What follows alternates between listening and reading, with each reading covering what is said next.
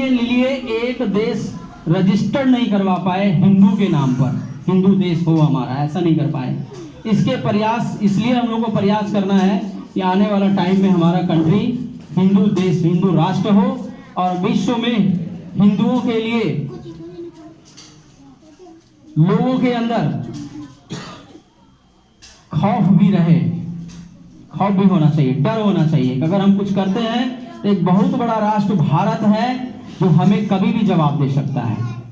किसी हिंदू के खिलाफ कोई दूसरे धर्म के लोग अगर काम शुरू करते हैं, उनको तकलीफ पहुंचाने का काम करते हैं, तो भारत उसका मुंह तोड़ जवाब दे सकता है। ऐसा मजबूती करने के लिए हम लोग को संगठित होना पड़ेगा। इसके लिए विश्व हिंदू परिषद बजरंग दल गांव-गांव जा रही है और आप सभी युवाओं को जोड़ने का काम कर रही है।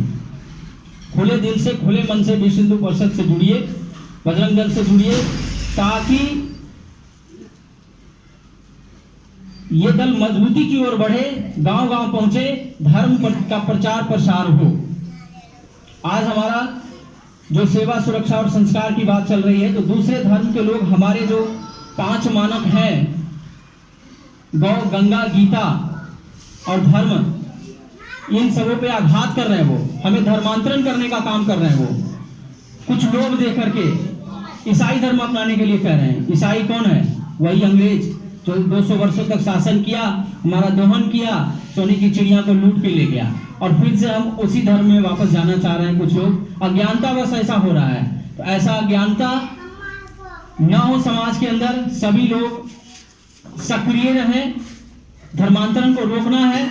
फिर से ऐसा नहीं होने देना है कि हमारे समाज के बीच के ही लोग, कुछ लोग ईसाई बन जाएं, अपने घरों में क्रॉस पहनने लगे, मरियम की पूजा करने लगे। ऐसा नहीं होना चाहिए। हमारे इतने शक्तिशाली देवी देवता हैं, जो गांव समाज के अंदर पूजा होता है, जो मेन पुजारी होते हैं वो अपने मुंह से कुछ कह देते तो हो जाता है।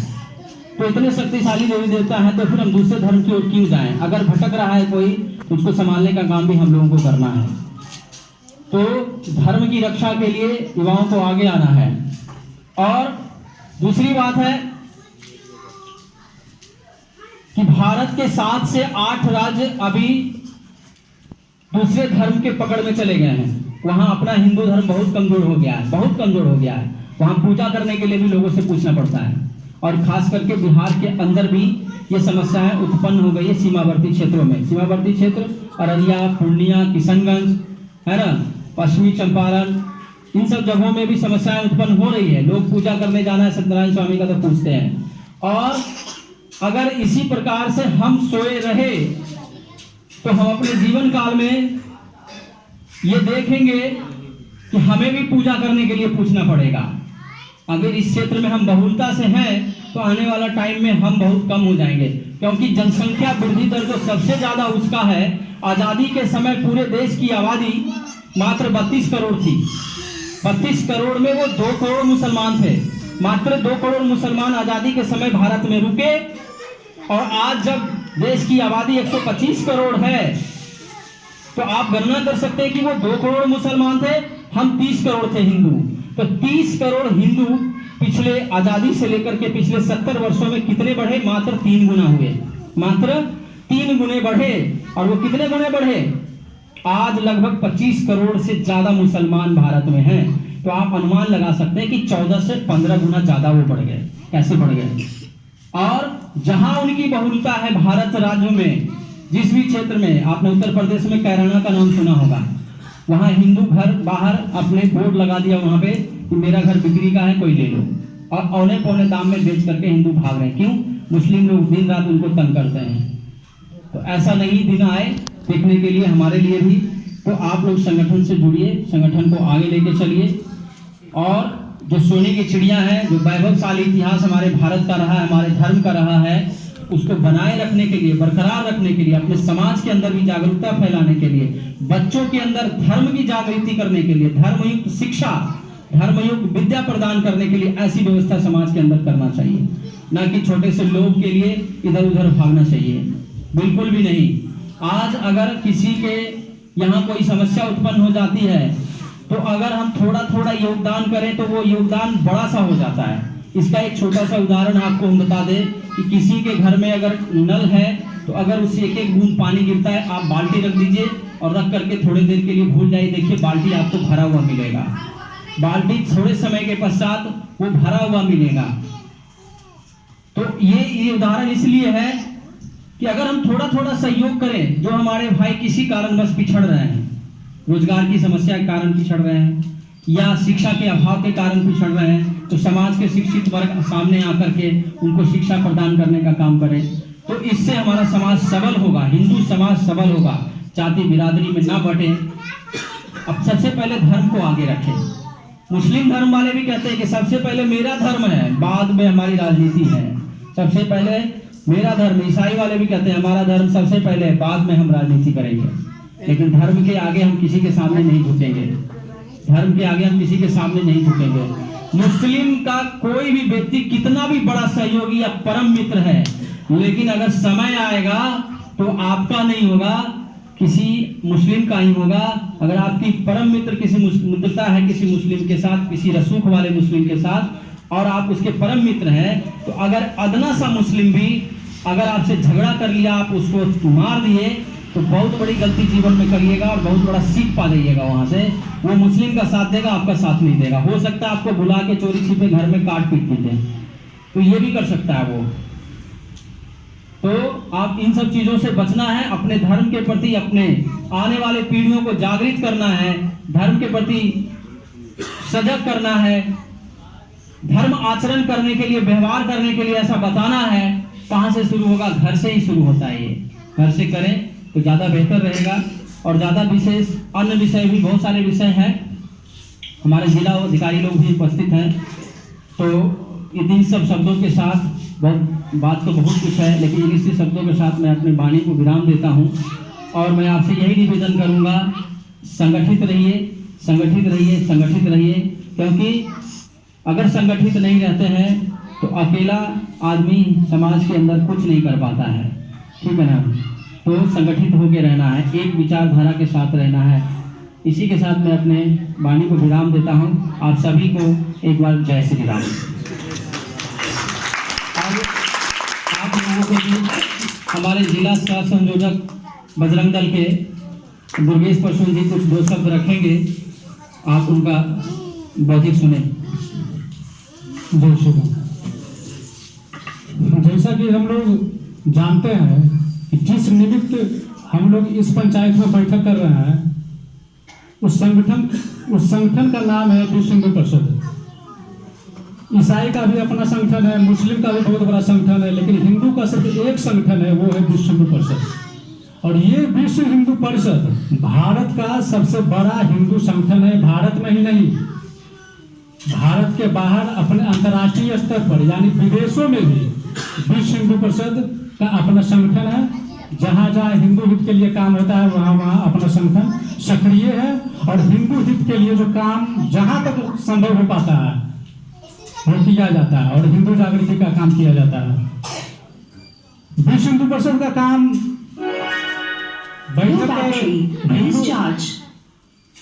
जन जागृति का तो है ही, विशेष रूप से संगठन का काम है हिंदुओं में एक आग फूकना। आग फूकने का मतलब क्या है? आग फूकने का मतलब है कि अपने को जाने कि हम हिंदू हैं। बहुत लोग ऐसे हैं कि अपने हिंदू हित के लिए भी कदम पीछे ले रहे हैं। बगल में मंदिर है, मंदिर बना देते हैं, हम सब पूजा पाठ नहीं कर पाते हैं। बहुत से लोग हैं घर में भी पूजा पाठ नहीं कर पाते हैं, अपने बच्चों में भी वो संस्कार नहीं भर रहा है।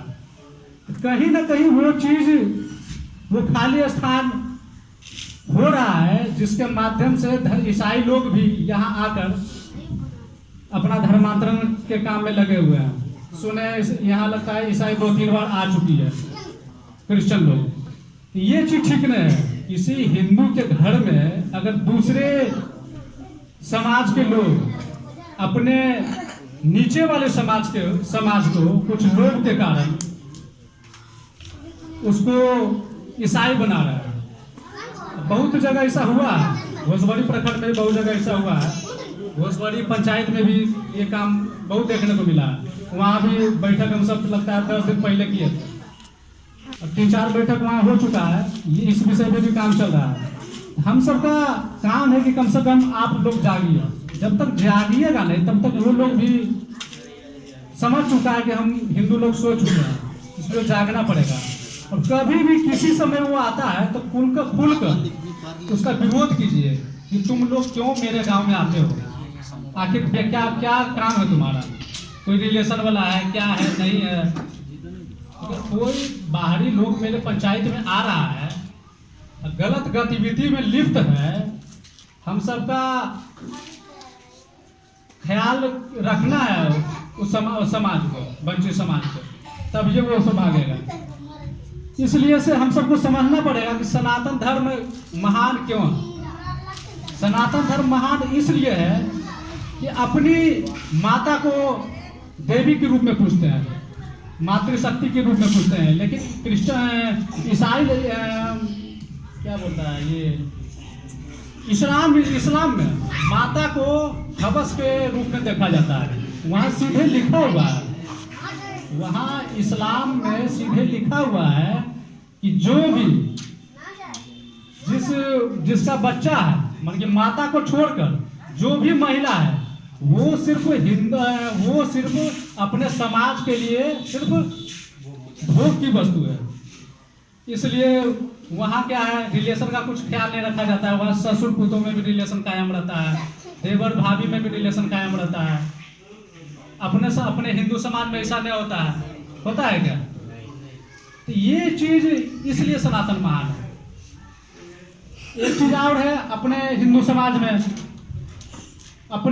समाज में जितने भी मंदिर हैं, या तो मंदिर बना के पूजा पाठ के माध्यम नहीं कर पाते हैं। जहाँ जहाँ मुस्लिम लोग हैं अपना घाती करके जमीन जिहाद करके, यानी जहाँ जमीन खाली है अवैध है वहाँ अपना लाश गड़ दिया, गड़ के क्या करता है धीरे धीरे वो पीर बना देता है।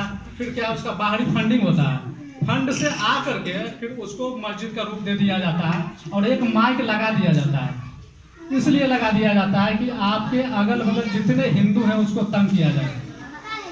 इसके लिए हम लोग को सोचना पड़ेगा, जितना मुस्लिम समाज और क्रिश्चियन लोग अपने धर्म के प्रति सजग है, उसको धर्म भी हम सब नहीं बोल सकते हैं। धर्म एक ही है, सनातन धर्म। बाकी जितने भी हैं, इस्लाम धर्म ने, क्रिश्चियन धर्म ने, धर्म एक ही है, सनातन धर्म है। धर्म इसलिए सनातन धर्म है कि सनातन धर्म को हम धर्म इसलिए बोलते हैं कि जितने भी इसके पंथ हैं,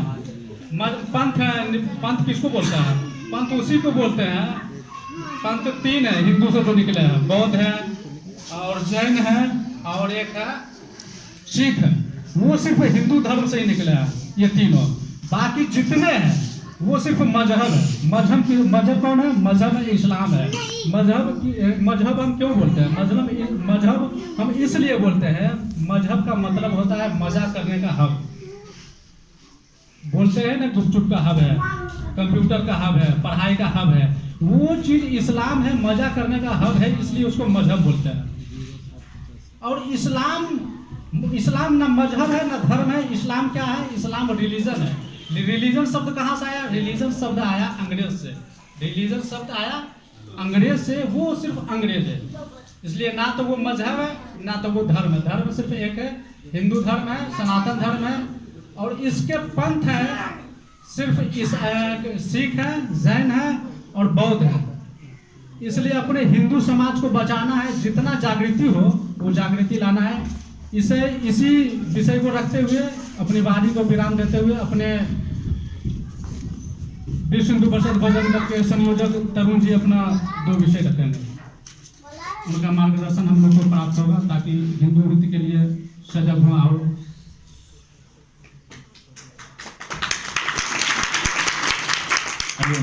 तालीम।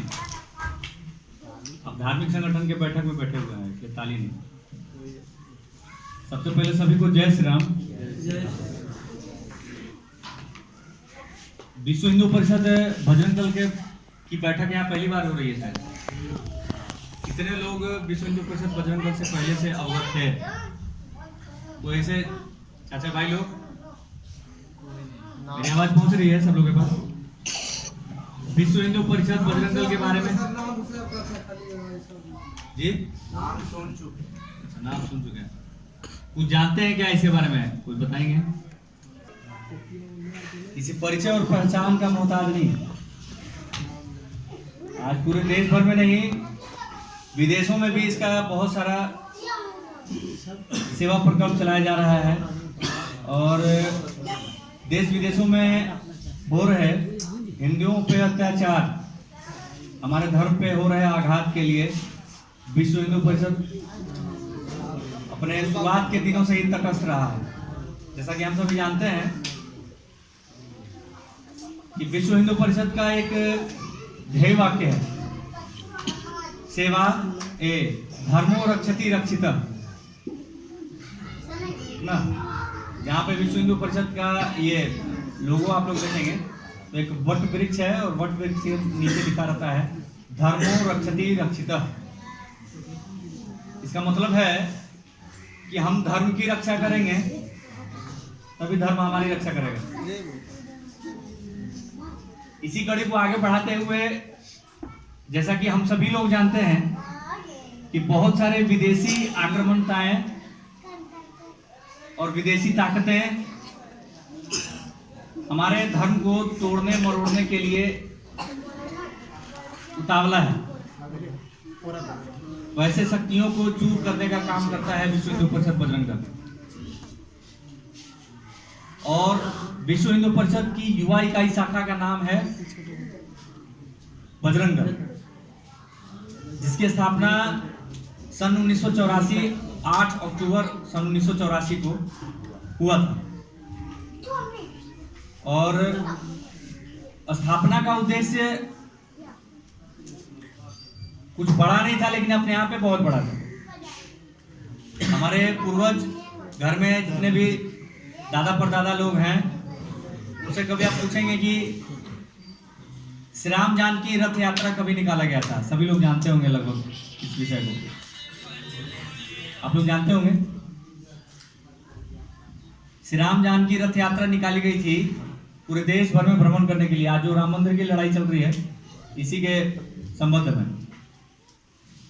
तो जैसे जैसे रथ यात्रा आगे बढ़ते जा रहा था वैसे वैसे लोग, जो धर्म विरोधी लोग हैं, राष्ट्र विरोधी ताकतें हैं, वो इसमें अवरुद्ध पैदा करने के लिए आगे आ रहे हैं।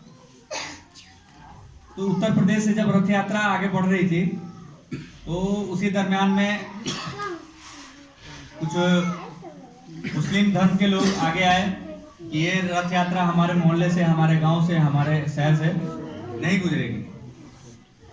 तो रथ यात्रा जब रात्रि विश्राम के लिए एक चौपाल में जब रुकता है गांव में, तो वहां पे योजना बनती है रात को कि अब लोगों ने तो इसको रोकना शुरू किया है, इसके लिए क्या करना है।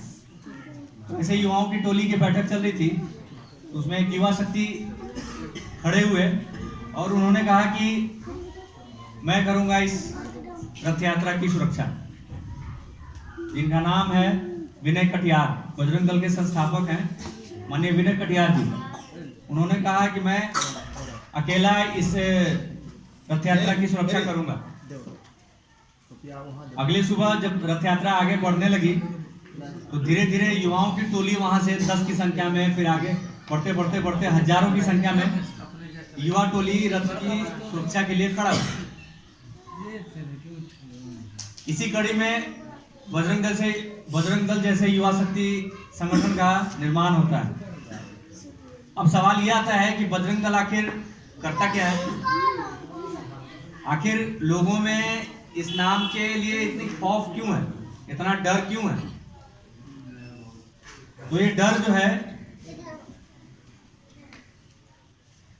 वैसे ही लोगों में है जो कि हिंदू धर्म पे आघात करते हैं और आघात करने की मंशा रखते हैं। वैसे ही लोगों के लिए ये संगठन घातक। बजरंग दल का जो ध्येय वाक्य है, जैसा कि विवेक जी बता रहे थे, सेवा, सुरक्षा और संस्कार। सेवा की कड़ी में एक बिंदु पे हम नजर रखते हैं। बहुत सारा सेवा प्रकल्प जो है कि पूरे देश भर में चलाया जा रहा है, जैसे कि एकल विद्यालय हो गए। एकल विद्यालय का मतलब होता है गांव के वंचित बच्चे जिनके माता पिता अपने बच्चे को पढ़ाने में सक्षम नहीं है, वैसे बच्चे को शिक्षित करने का काम करता है बजरंग दल। तो ये सेवा की कड़ी में है ना। उसके बाद गांव की महिलाएं या माता बहन जो भी हैं, क्योंकि घरेलू काम करने के बाद जिनका बचा हुआ समय है, वैसे माताओं बहनों के लिए मुफ्त सिलाई केंद्र का प्रशिक्षण चलता है ना। इस तरीके के बहुत सारे सेवा प्रकल्प चलाए जाते हैं विश्व हिंदू परिषद के द्वारा। तो ये सेवा प्रकल्प है हमारा। सुरक्षा की जहां तक बात आती है, Low battery, please. जैसा कि Low battery, please charge. जैसा कि हम सभी जानते हैं कि हर गांव में गाय पालन पोषण किया जाता है, और गाय जब दूध देना बंद कर देती है तो लोग उसको बेच देते हैं कसाई के हाथ में चंद रुपयों के लिए, है ना। जिस गाय के दूध से हम और हमारा परिवार का भरण पोषण होता है, पालन पोषण होता है, वैसे गाय जब दूध देते देते जब बूढ़ी हो जाती है, जब दूध निकलना बंद हो जाता है, तो हमारे ही समाज के लोग चंद रुपयों के लिए उसको कसाई के हाथ में बेच देते हैं, है ना। तो और मुसलमान उसका क्या करते हैं, अपने दावत में, अपने पार्टी में उसको काट के अपना वो खाते हैं, हिंदू धर्म का आस्था का अपमान करते हैं। कहीं ना कहीं गलतियों का शुरुआत खैर हमारे ही समाज से है, हम ही लोग ऐसा करते हैं, तभी वो लोग ऐसा कदम उठाते हैं। तो वैसे ही कसाईयों के हाथ से गाय को बचाने का काम करता है बजरंग दल। ये सुरक्षा का भाव है।